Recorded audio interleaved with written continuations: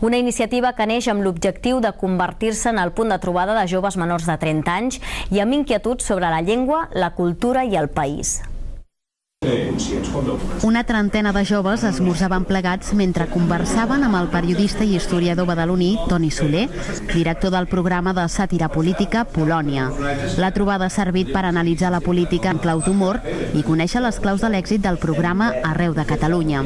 Al llarg de la tertúlia, els joves han intercanviat opinions sobre la situació del país i la relació amb Espanya o com accepten els polítics del Parlament les imitacions del Polònia. Tot plegat perquè els joves badalonins formin part d'un espai comú de reflexió i on puguin dir la seva. Toni Soler ha estat el convidat en aquesta primera trobada de joves d'Òmnium, una iniciativa que l'ha sorprès positivament. A nivell associatiu i de dinamisme, jo crec que Badalona ha guanyat molt i el fet que hi hagi gent jove organitzada fent coses dona molt de coratge, dona molta força davant dels reptes enormes que també hi ha, que són especialment la crisi econòmica i la integració dels nouvinguts en una ciutat com Badalona.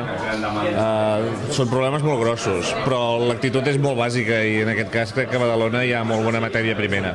Joves d'Òmnium aspira així a convertir-se en el punt de trobada de joves menors de 30 anys amb inquietuds al voltant de la llengua, la cultura i el país, participant de diferents activitats. D'alguna manera poder fer xarxa amb els joves de la ciutat, aprofitant un personatge mediàtic que ha vingut i ens ha, apadrinat, començar a fer xarxa amb els joves de la ciutat i convidar-los que participin activament en l'entitat, en els joves d'Òmnium en concret, de manera que es puguin sentir còmodes, a gust, amb un ambient més relaxat que les altres activitats, més dinàmic.